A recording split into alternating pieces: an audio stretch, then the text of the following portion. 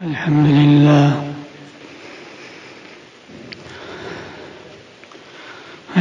لله نحمده ونستعينه ونؤمن به ونتوكل عليه ونعوذ بالله من شرور أنفسنا ومن سيئات أعمالنا من يهده الله فلا مضل له ومن يضلله فلا هادي له وأشهد أن لا إله إلا الله وحده لا شريك له وأشهد أن سيدنا ومولانا محمدا أحمد عبده ورسوله أرسله الله تعالى إلى كافة الخلق بين يدي الساعة بشيرا ونذيرا وداعيا إلى الله بإذنه وسراجا منيرا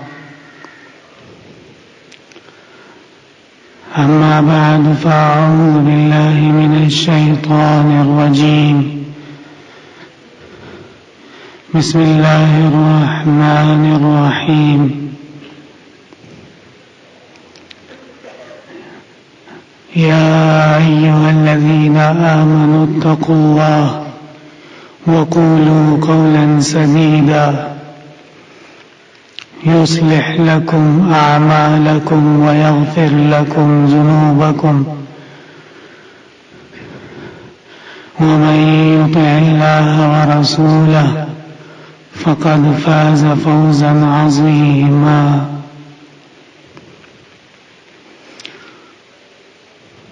وعن عمر بن الخطاب رضي الله عنه قال قال رسول الله صلى الله عليه وسلم إنما الأعمال بالنيات وإنما لامرئ ما نوى فمن كانت هجرته إلى الله ورسوله فهجرته إلى الله ورسوله ومن كانت هجرته إلى دنيا يصيبها أو امرأة يتزوجها فهجرته إلى ما هاجر إليه متفق عليه ورواه أيضا الإمام الأعظم أبو حنيفة النعمان في مسنده عن يحيى بن سعيد ولفظه مختلف اللهم صل وسلم على النبي الأمي وعلى آله وأصحابه وبارك وصل وسلم عليه وإذا افتقرت إلى الذخائر لم تجد ذخرا يكون كصالح الأعمال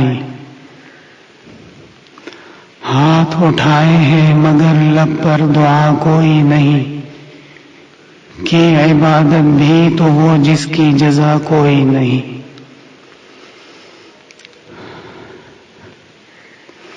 میرے محترم بھائیوں اور بزرگوں ہمارے دین اسلام کے اندر اللہ تبارک و تعالی نے ہمارے لیے جو رحمتیں عطا فرمائی ہیں جو وسعتیں عطا فرمائی ہیں جو آسانیاں عطا فرمائی ہیں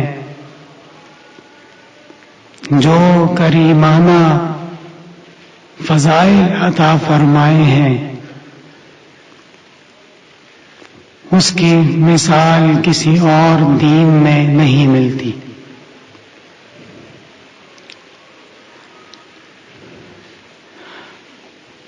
آج کا بیان وہ میں اس مناسبت سے کرنا چاہتا ہوں کہ حضرت والد صاحب کے ایک بہت ہی عزیز اور قدیم شاگرد پروفیسر مزمل حسن صاحب، انہوں نے ایک موقع پر والد صاحب سے یہ سوال کیا کہ پورے پاکستان کے مسلمانوں کے لیے اگر آپ سے کہا جائے کہ صرف ایک حدیث بیان فرمائیے تو وہ کون سی حدیث ہوگی، وہ کون سی نصیحت ہوگی؟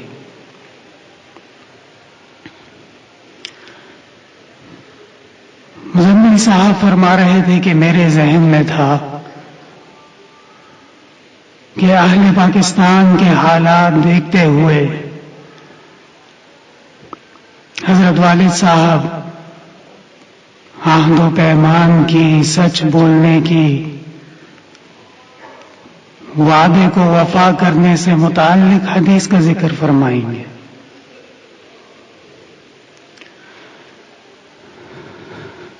لیکن والد صاحب کا جواب جو انہوں نے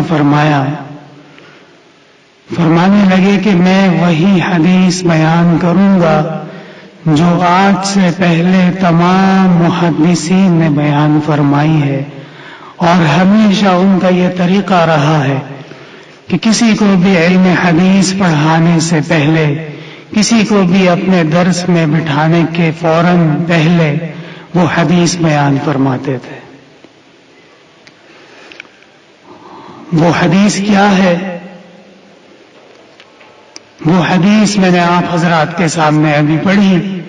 آپ صلی اللہ علیہ وسلم نے ارشاد فرمایا ہے، انما الاعمال بالنیات، عمل کا دار و مدار، عمل کا اعتبار، عمل کا انجام اور مقصد وہ نیت کے مطابق ہوتا ہے۔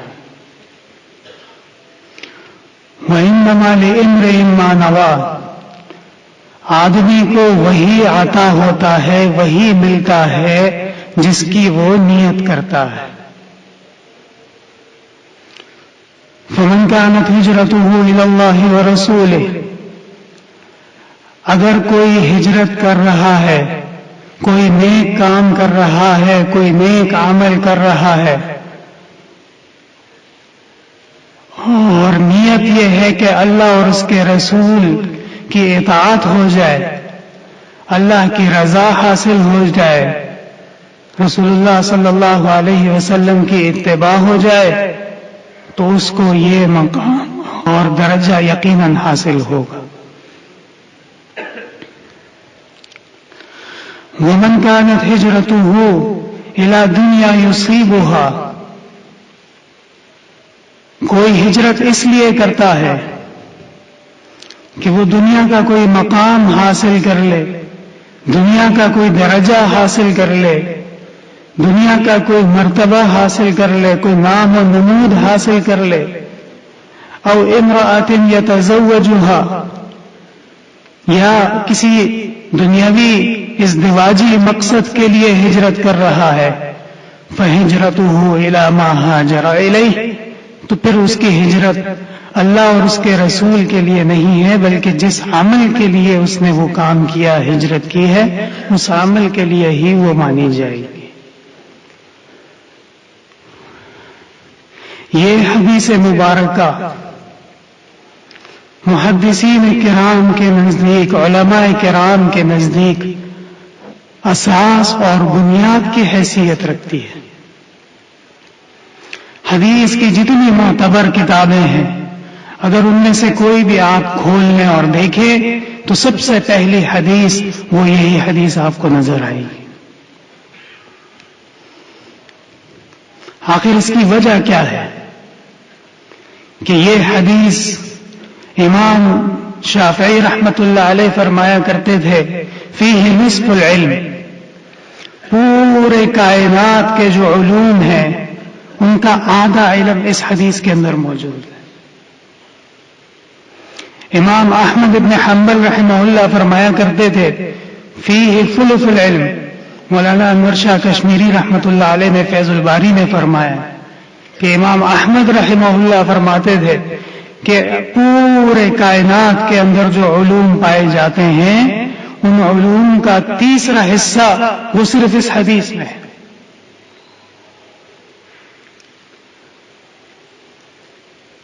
طبرانی نے نقل کیا ہے عبداللہ ابن مسعود رضی اللہ عنہ سے کہ مدینہ منورہ میں ایک خاتون رہتی تھی، ام قیس نام تھا اس کا۔ اس ام قیس سے ایک شخص نکاح کرنا چاہتا تھا۔ اس نے پیغام بھیجا کہ میں آپ سے نکاح کرنا چاہتا ہوں، رشتہ ازدواج میں منسلک ہونا چاہتا ہوں۔ ام قیس چونکہ مدینہ منورہ میں رہتی تھی اور اس وقت حکم بھی مسلمانوں کو یہ تھا کہ جس کے لیے ممکن ہو وہ ہجرت کر کے مدینہ منورہ پہنچ جائے، کسی اور جگہ پہ وہ قیام پذیر نہ ہو۔ تو ام قیس نے نکاح کی رضامندی اس شرط پر رکھی کہ آپ ہجرت کر کے مدینہ آ جائیں، یہاں ہمارے ساتھ مسلمانوں کے لشکر میں اور مسلمانوں کے قبیلے میں شامل ہو جائیں تو پھر میں آپ سے نکاح کروں گی۔ چنانچہ ایسا ہی ہوا، وہ شخص مدینہ منورہ آ گیا اور اس نے ام قیس سے نکاح کر لیا۔ لیکن پھر یہ ہوا کہ وہ شخص مہاجر ام قیس کے نام سے مشہور ہو گیا۔ مہاجر اللہ، مہاجر الرسول کے نام سے مشہور نہیں ہوا، بلکہ تمام مسلمانوں کے اندر یہ بات معروف ہو گئی کہ فلاں شخص جو ام قیس سے نکاح کرنے کے لیے مدینہ آیا ہے یہ مہاجر ام قیس ہے۔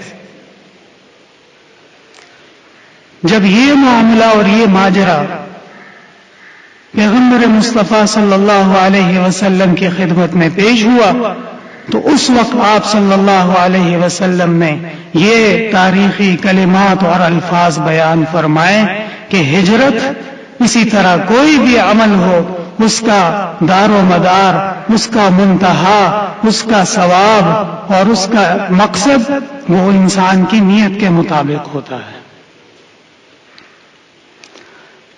آج کل جو اعمال کیے جاتے ہیں اس میں ہمیں اپنے گریبان میں جھانکنا پڑے گا کہ وہ کون سے اعمال ہیں جو ہم صرف اور صرف اللہ تبارک و تعالی کی رضا کے لیے خالصۃ لوجہ اللہ کر رہے ہیں، وہی اعمال قابل قبول ہیں۔ اس کے علاوہ جو بھی اعمال ہوں گے اس پر وہی حکم لگے گا، فہجرتہ الی ما ہاجر الیہ فعملہ الی ما عمل الیہ، اس کا عمل اسی لیے ہے جس کے لیے وہ کر رہا ہے۔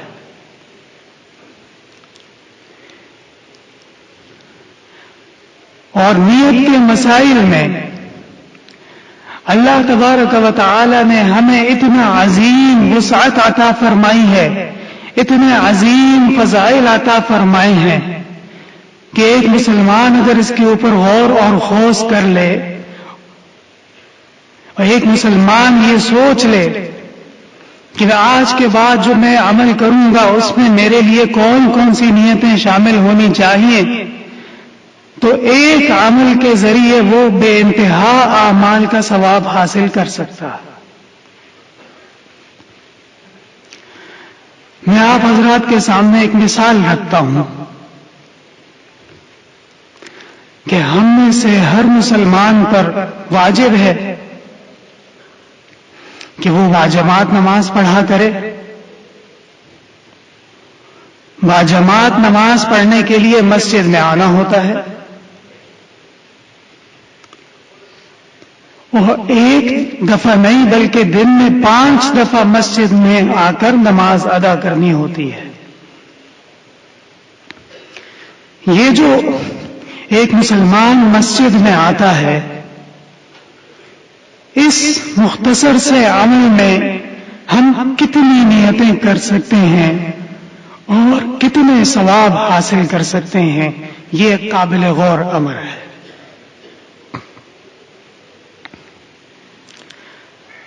جب مسجد مسلمان آتا ہے تو مسجد اللہ تبارک و تعالی کا گھر ہے، تو مسلمان کو یہ نیت کر لینی چاہیے کہ میں اللہ کے گھر جا رہا ہوں۔ اور جب کسی کے گھر جاتے ہیں تو کس لیے جاتے ہیں؟ اس سے ملاقات کرنے کے لیے جانا ہوتا ہے۔ تو گویا مسجد میں جو آ رہا ہے وہ اللہ تبارک و تعالی سے ملاقات کرنے کے لیے آ رہا ہے۔ جب آپ مسجد آئیں تو اپنی نیت میں اس بات کو شامل کر لیا کریں کہ میں اللہ سے ملاقات کے لیے جا رہا ہوں، تو اس کا ثواب ضرور ملے گا۔ جب مسجد میں آتے ہیں تو مسجد میں آنے کی، اسی طرح واپس جانے کی بے شمار سنتیں پیغمبر صلی اللہ علیہ وسلم سے منقول ہیں، ارشادات گرامی ہیں، ان پر عمل کرنے کی نیت کر لی جائے۔ جب داخل ہوں تو دایاں پاؤں پہلے رکھیں، جب خارج ہوں تو بایاں پاؤں پہلے رکھیں، جب جوتا میں اتارنے لگے تو بائیں پاؤں سے پہلے اتاریں، جب پہننے لگے تو دائیں پاؤں میں پہلے پہنیں، جب داخل ہوں تو داخل ہونے کی دعا پڑھیں، جب خارج ہوں تو خارج ہونے کی دعا پڑھیں۔ یہ سب نیتوں میں شامل ہونا چاہیے، اور ان میں سے ہر عمل پہ اور ہر نیت پہ مستقل ثواب ملتا ہے۔ مسجد یہ ایک ایسا مقام ہے کہ جہاں پہ بندے کو رجوع الی اللہ کا موقع ملتا ہے، دنیا و ما فیہا کے پریشانیوں سے اور ریل پیل سے نجات ملتی ہے، مستقل مزاجی ملتی ہے، یکسوئی ملتی ہے۔ تو مسلمان یہ نیت کر لے کہ مسجد میں اللہ کو یاد کروں گا، اللہ کی طرف توجہ کروں گا، اللہ سے معافی مانگوں گا، اللہ کے حضور استغفار کروں گا۔ یہ نیت بھی شامل ہو گئی، اس پر بھی ثواب ملے گا۔ مسجدیں روئے زمین پر سب سے بہترین مقام ہے، اللہ کے نزدیک محبوب ترین مقام ہے، حدیث شریف میں آیا۔ جب مسجد میں آئیں تو یہ نیت کر لیں کہ میں اللہ کے محبوب مقام کی طرف جا رہا ہوں، میں اس مقام کی طرف جا رہا ہوں جو اس روئے زمین پہ اللہ کے ہاں سب سے محبوب ہوتا ہے، میں اس مقام کی طرف جا رہا ہوں جہاں دن میں 5 وقت اللہ کا کلام پڑھا جاتا ہے، میں اس مقام کی طرف جا رہا ہوں جہاں آپ صلی اللہ علیہ وسلم نے اپنی مسجد مبارک میں زندگی کا اکثر حصہ گزارا ہے۔ جب یہ نیت ہو جائے گی اس کا بھی ثواب ملے گا۔ آپ غور فرما رہے ہیں، ابھی تک کوئی اور عمل نہیں کیا، صرف وہی عمل ہو رہا ہے، مسجد آ رہے ہیں بس۔ اللہ تبارک و تعالی کو یاد کرنا، اللہ کا ذکر کرنا، لا الہ الا اللہ کا ورد کرنا، استغفار کا ورد کرنا، آیات کریمہ کا ورد کرنا، یہ انبیاء کرام کی سنت ہے۔ لا یزال لسانک رطبا من ذکر اللہ۔ ایک صحابی آپ صلی اللہ علیہ وسلم کی خدمت میں آئے اور کہنے لگے، یا رسول اللہ قد کثرت علی الشرائع، میرے یہ جو دین کے احکام ہیں، دین کے مسائل ہیں، وظائف ہیں، احکام ہیں، یہ بہت زیادہ ہیں، یہ بہت زیادہ ہیں، میرا حافظہ اتنا نہیں ہے، میں اتنا ذہین نہیں ہوں، میں اتنے بڑے بڑے اعمال نہیں کر سکتا، مجھے ایک مختصر سا عمل بتا دیجئے جس پر میری نجات ہو جائے۔ آپ صلی اللہ علیہ وسلم نے مختصر جواب دیا، فرمایا لا یزال لسانک رطبا من ذکر اللہ، ہمیشہ اپنی زبان کو اللہ کے ذکر سے معطر رکھو۔ تو جب مسجد میں تشریف لائیں، اللہ کے ذکر کی نیت کر لیں، اللہ کو یاد کرنے کی نیت کر لیں، تو یہ ایک اور ثواب نیت میں شامل ہو گیا، اس کا بھی ثواب ملے گا۔ جب مسجد میں آنے کا وقت ایسا ہو کہ اس وقت نوافل کی اجازت ہو تو مسجد میں تشریف لا کر 2 رکعت تحیت المسجد پڑھ لے. آپ صلی اللہ علیہ وسلم کی سنت مبارکہ ہے. اس پر عمل کرنے سے سنت کا ثواب بھی ملے گا، عبادت کا ثواب بھی ملے گا، نفل کا ثواب بھی مل جائے گا. جب مسجد میں تشریف لائیں تو آپ صلی اللہ علیہ وسلم نے فرمایا کہ جو افراد مسجد میں جماعت کے نماز کے لیے منتظر رہتے ہیں تو فرشتے ان کے لیے دعا کرتے ہیں، اللہم اغفر لہ وارحمہ وتب علیہ، اے اللہ اس کی مغفرت کر دے، اس پر اپنی رحمت نازل فرما، اس کی توبہ قبول فرما. کتنی بہترین دعا ہے.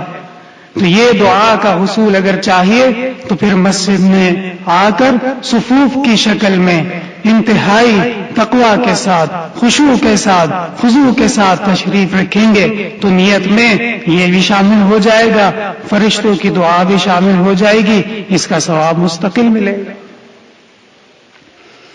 الغرض، ایک عمل کے اندر، ایک کسی بھی کام کے اندر اگر ہم غور کریں تو ہم بہت سارے اعمال کو، بہت سارے ثوابوں کو شامل کر سکتے ہیں. اللہ تبارک و تعالی نے ہمارے دین کے اندر یہ بہت بڑی فضیلت عطا فرمائی ہے. انسان کو ہم وقت اپنے عمل میں، اپنے کردار میں، اپنے افعال میں نیت کو خالص اللہ کے لیے رکھنا چاہیے، نیت کو خالص دین کے لیے رکھنا چاہیے، نیت کو خالص اخلاص کے ساتھ رکھنا چاہیے. تو اس کا ثمرہ، اس کا فائدہ، اس کے تحفے وہ مسلمان کو ہر عمل کے اندر نظر آنا شروع ہو جاتے ہیں.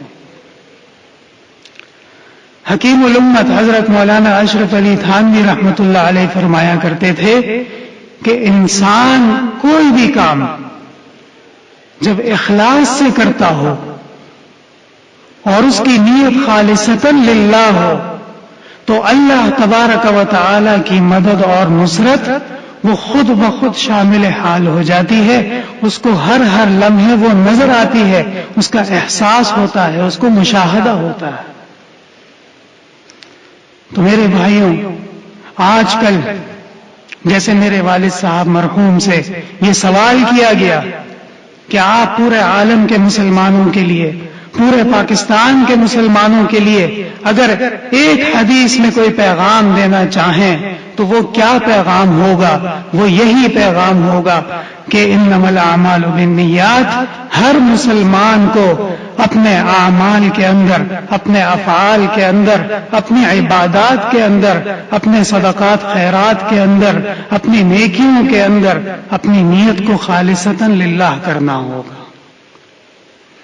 اور یہ اللہ تبارک و تعالی نے دین کے اندر عجیب شان رکھی ہے کہ جب انسان اپنی نیت کو خالص کر لیتا ہے تو پھر وہ مخلص اس قدر ہو جاتا ہے، اتنا مضبوط ہو جاتا ہے، اتنا مصمم ہو جاتا ہے کہ دنیا کی کوئی طاقت، دنیا کا کوئی مال، کوئی دولت پھر اس کو اس عزم سے، اس راستے سے ہٹانے میں کامیاب نہیں ہو سکتی.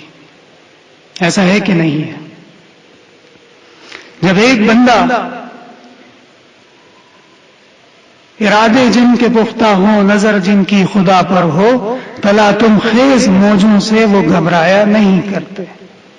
تو ہماری نیت اگر خالصتاً للہ ہوگی، ہماری نیت اگر اللہ کی رضا ہوگی، ہماری نیت پیغمبر صلی اللہ علیہ وسلم کے لائے ہوئے شریعت محمدیہ پر عمل کی ہوگی تو پھر جتنے بھی فتنے آ جائیں، جتنے بھی گمراہیاں آ جائیں، جتنے بھی پریشانیاں آ جائیں، جتنے بھی آبسٹیکلز آ جائیں، ایک مسلمان وہ مضبوط چٹان کی طرح اپنے عزم پہ، اپنے عقیدے پہ، اپنی عبادت پہ، اپنے عمل پہ کھڑا رہتا ہے.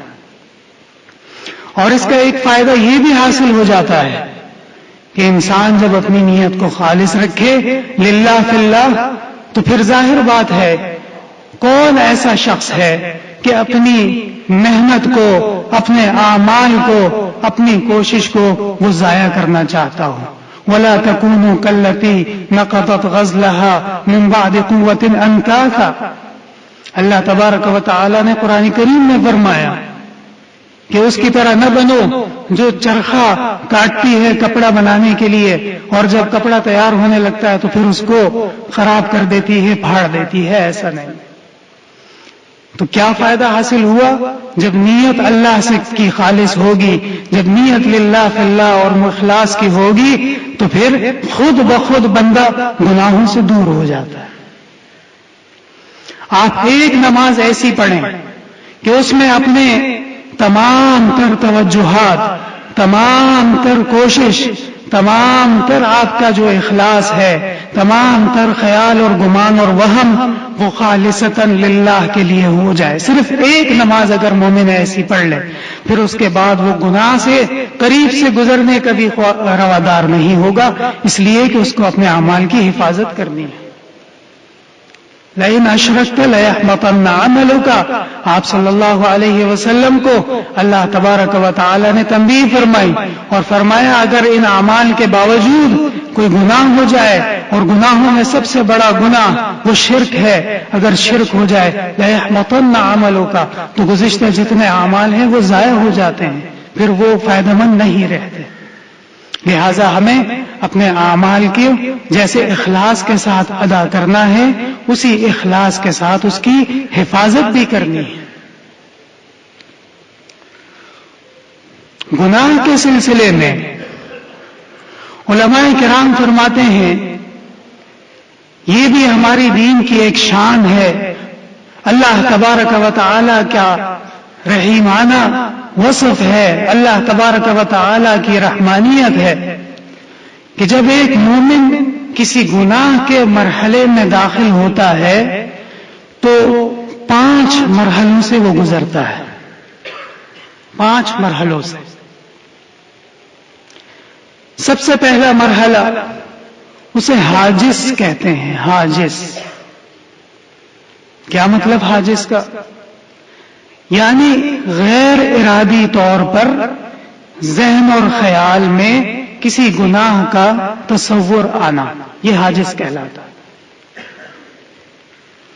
پھر اس کے بعد خاطر ہوتا ہے.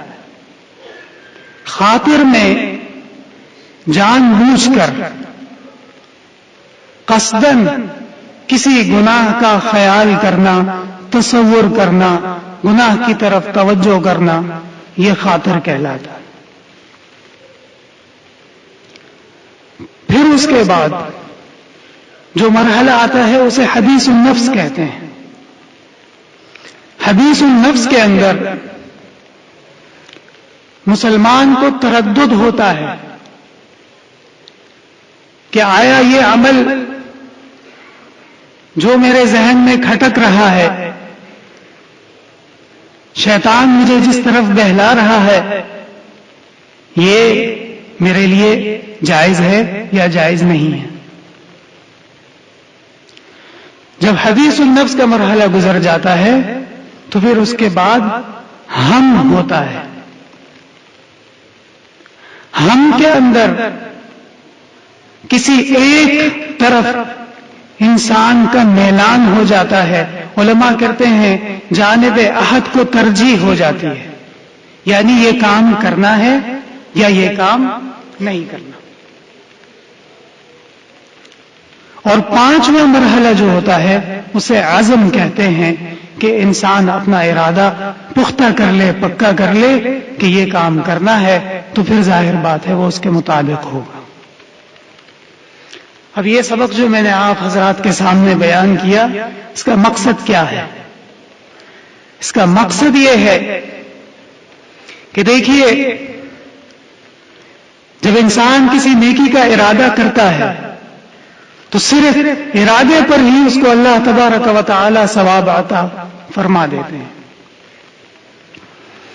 حالانکہ اس نے کبھی کوئی کام نہیں کیا، صرف ارادہ کیا ہے، کہ میں یہ نیک کام کرنے جا رہا ہوں، میں یہ نیک کام کروں گا، جیسے ہی اس طرف اس کی توجہ ہوتی ہے، جیسے ہی اس طرف اس کی کوشش ہوتی ہے، اللہ تبارک و تعالی اس کے ثواب کے سلسلے کو جاری فرما دیتے ہیں. فرشتوں کو حکم ہوتا ہے کہ ثواب لکھ دیا جائے. لیکن جب ایک مومن وہ شیطان اور ابلیس کے وسوسے میں آ جاتا ہے تو جیسے ہی اس کو یہ خیال آتا ہے کہ میں گناہ کروں تو اس کو گناہ کا عذاب یہ لکھا نہیں جاتا، یعنی حاجز کے اوپر اس کو کوئی عقاب نہیں ہے. اسی طرح خاطر کے اوپر بھی کوئی مواخذہ نہیں ہے. قصداً اگر کوئی انسان ذہن میں کوئی گناہ کا تصور لاتا ہے، کسی گناہ کے بارے میں خیال کرتا ہے، سوچتا ہے، علماء کرام فرماتے ہیں کہ صرف سوچنے سے اور خیال کرنے سے یہ مقابل مواخذہ نہیں ہے. حدیث النفس کے اندر بھی، کیونکہ وہ ابھی سوچ رہا ہے کہ یہ امر میرے لیے جائز ہے یا یہ امر میرے لیے جائز نہیں ہے، لہذا اس میں بھی اس کے اوپر کوئی مواخذہ نہیں ہوتا. ہم کے اندر یعنی ایک طرف اس کا میلان ہو جائے، ایک طرف وہ ڈیسائیڈ کر لے کہ میں نے یہ کام کرنا ہے یا یہ کام نہیں کرنا. اگر وہ یہ کہتا ہے کہ یہ کام میں نے نہیں کرنا، تب بھی اس کو نیکی ملتی ہے. اور یہ سوچ لے کہ یہ کام میں نے کرنا ہے، کیا کہ یہ گناہ میں نے کرنا ہے، لیکن وہ پھر نہیں کرتا، تب بھی اس کو نیکی ملتی ہے. انسان کو نیت، انسان کے عمل میں اللہ تبارک و تعالی نے اس کو اتنی چھوٹ عطا فرمائی ہے. اور جب عزم کر لیتا ہے تو ظاہر بات ہے کہ عزم کے بعد پھر کوئی اور راستہ باقی نہیں رہتا کہ جس کے اندر اس کو چھوٹ دی جا سکے. لہذا بالکل آخر میں جا کے جب وہ گناہ کر گزرتا ہے تب اللہ تبارک و تعالی کی طرف سے اس کا مواخذہ کیا جاتا ہے. تو میرے بھائیوں، یہ حضرت والد صاحب رحمہ اللہ کا ایک پیغام جو میں آپ حضرات تک اپنی بساط کے مطابق پہنچانے کی کوشش کر رہا ہوں کہ انما الاعمال بالنیات، آپ صلی اللہ علیہ وسلم کا ارشاد گرامی کہ انسان کے عمل کا دار و مدار اس کی نیت پر ہوتا ہے. ہمیں اپنی نیتوں کو خالصتاً للہ فی اللہ کرنا ہوگا. ہمیں اپنی نیتوں کو آپ صلی اللہ علیہ وسلم کی دین کی خدمت کے لیے خالص کرنا ہوگا. اس میں ہماری دنیا کے اندر بھی کامیابی ہے، آخرت میں بھی کامیابی ہے. وآخر دعوانا الحمد للہ رب العالمین.